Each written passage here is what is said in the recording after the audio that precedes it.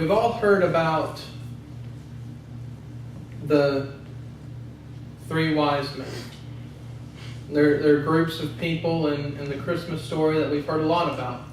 Three wise men, the shepherds. But this morning I have a group of people. They weren't actually together, but it is a small little group that I refer to as the two dumb men. The two dumb men.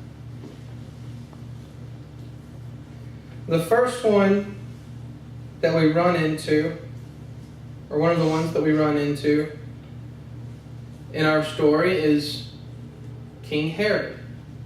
He's one of the two dumb men of the Christmas story. Now, King Herod was king over Israel, over all of Palestine at that time. And he's the one that was in charge. He's the one that the Roman Empire had placed him over them. And that area of the world, like it is today, was a very trouble spot, very big trouble spot, especially for the Roman Empire, because they were having a hard time keeping everyone under control. If you look out through history, the kings or the rulers over Palestine, over the area where the Jews were a part of, they switched out rulers very frequently. They weren't always long-lasting leaders, because once the people started to rise up, if the king or whoever was in charge couldn't keep them down, couldn't keep them controlled, Rome would come in, kill them, kill the king, and put someone else in place. So they were constantly switching people out all the time because it's a very big trouble spot. So here's Herod. He's king now. And he's been there for a few years. He's heard a lot of the scriptures, a lot of the stories that's told throughout the land that he's over. And he's heard this one story, this prophecy of the people that he's really interested in. He's heard about this baby that's going to be born and grow up to be king. Well, now Herod's worked hard for this position. He doesn't want to lose it to a baby, especially when that's so easy to take care of. So as the three wise men come through, he knows they're going through. They're going to be going to visit this little baby that's going to grow up to be king. And he sends for them. He has them come to him. And they come before him and they tell him where they're going, what's going on, tell him what they've been studying, how the stars are aligned, and how this and that's worked out. And that's one thing about the manger scene. It's not like it was difficult to find. These three wise men, all far, far away, knew the story, studied it, and they were able to find where Jesus was. It's not like he was hiding. He told everybody where he was coming, what was going to happen. And Herod knew that. He's heard these stories.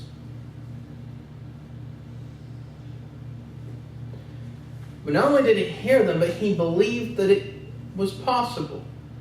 He believed that it could be true. So he told them, when you go find him, I want you to come back to me. Come back to me and tell me where this young king is, and I want to go and worship him. I want to go and celebrate his birth. I want to go and celebrate his life.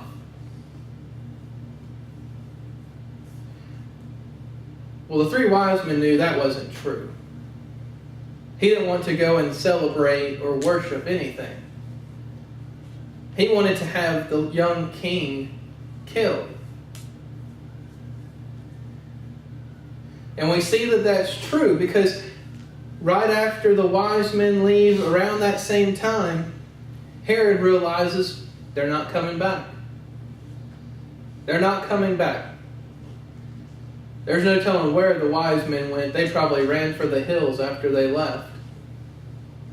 But Herod sent out and had all of the little boys 2 years and under, which is about the age that Christ would have been, had all of them killed, trying to wipe out this new king that's coming, this new king that's been born. And that's why King Herod has earned this spot as one of the two dumb men of the Bible story. Now, parts of what he did was smart. He believed the prophecies that he heard. But when confronted with this truth, he chose self-preservation over believing the rest of what the Scriptures said. See, Herod had an option there.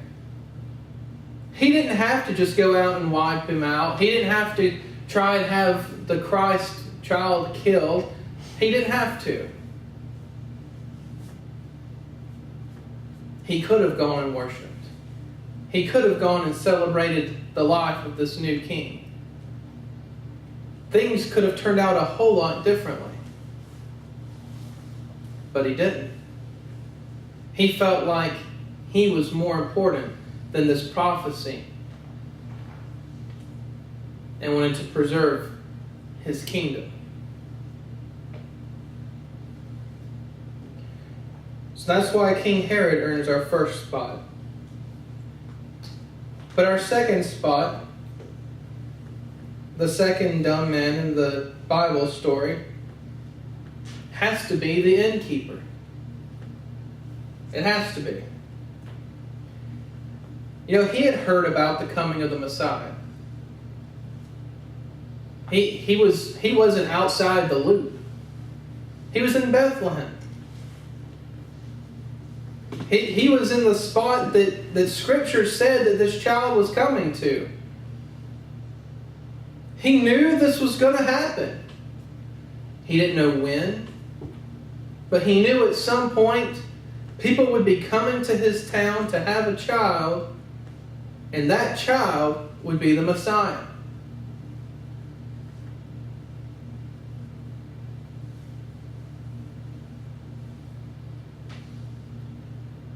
But the thing about the innkeeper is that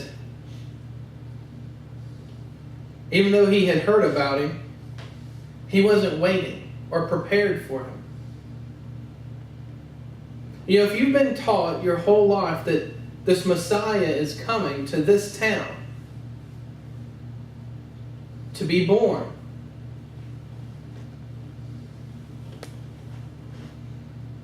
and you believe that with all of your heart, that it could happen today, I think we would keep a room open, wouldn't we? I mean, we believe that Christ is coming back at any moment. And don't we live our lives as if it could be today? So if the Messiah is coming back, why not leave a room open? Just in case. Now I know that you could say that, well, maybe he thought that the Messiah would be born to a rich family that lives there, that already has a house or something like that.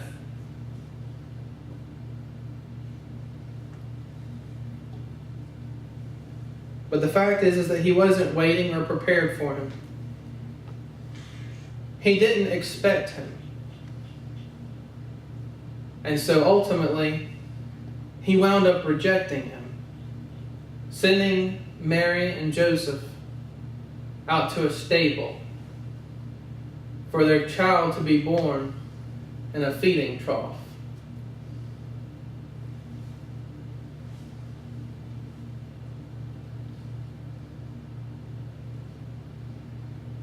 You know, if we're not careful, we can fall into one of these two categories too. We have all heard the Christmas story. We've all heard the story of salvation. We've all heard all of these different stories from the Bible. So already we have something in common with both of these two men.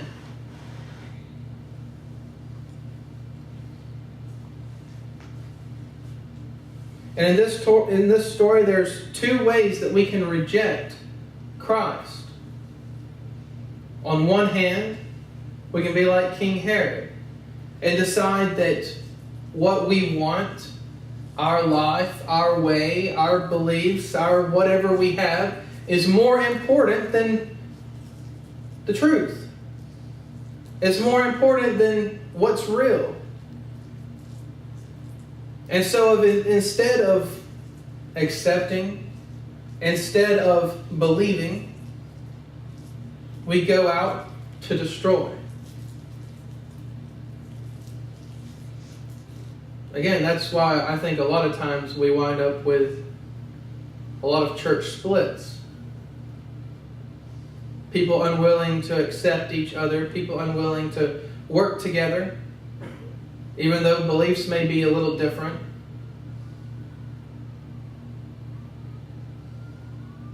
So they break up and alienate each other.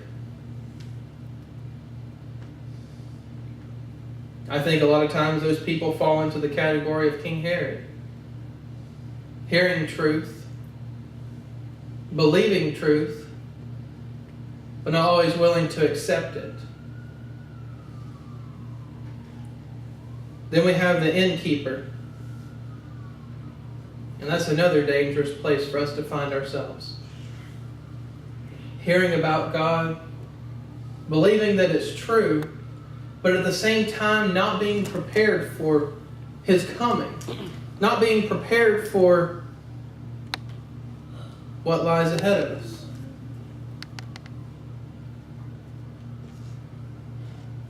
We say, it's okay, I can wait, it's not a big deal. I've got time, there's no rush. Many people have thought they had time. Many people didn't expect Christ to come. Many people thought that I'm young, I don't have to worry about it. And before they knew it, their hair was turning white and life was at an end.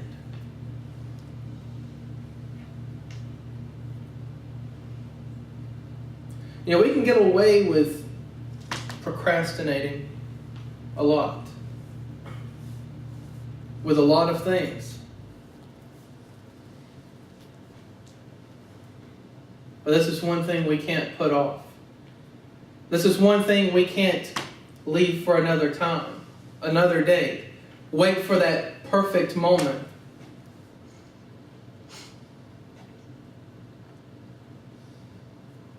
Now is the accepted time. Today is the day of salvation. There is no other chance. There is no other time guaranteed to us. But now. We don't know if we're going to walk out of here, make it another day. We don't know if we'll be back here next week. But we do know that we have the present moment and a choice to make. And this morning, if we haven't chosen to accept Christ, then we have chosen to reject Him. And we fall into the same category that the innkeeper did, with no room for Christ in our lives, no place for Him to stay, wanting no part of it.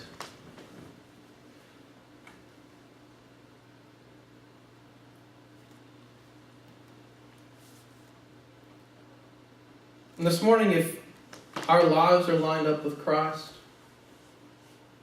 everything that we do, our will, our hearts, right there where He wants them, then we have nothing to worry about. But if we're about to head into the busiest time of the year without Christ, without God, without every little thing in our life lined up, then we're headed into trouble. We're headed into another hard season. Because it is. Christmas isn't supposed to be difficult or supposed to be hard or supposed to be stressful. But we've made it that way. We have.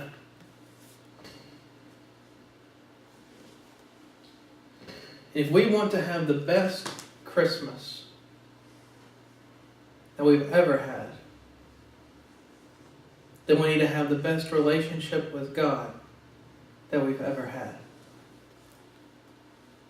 Those fights and squabbles that you may have with family or friends, we can go ahead and smooth those out now. That stress and worry that you have about finding the perfect present,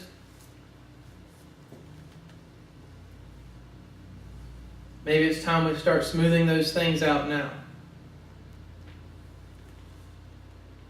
It's easy to forget what the real reason for Christmas is. We can know it in our heads and forget it in our hearts. We all know that it's Jesus. We all know that Christ is the reason for this. Celebrating His birth.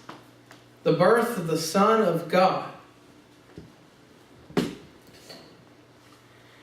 But how often do we really put that at the forefront of our thoughts?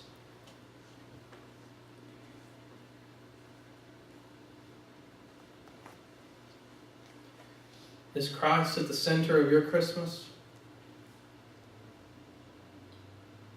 Or is Christmas the only thing that you can see?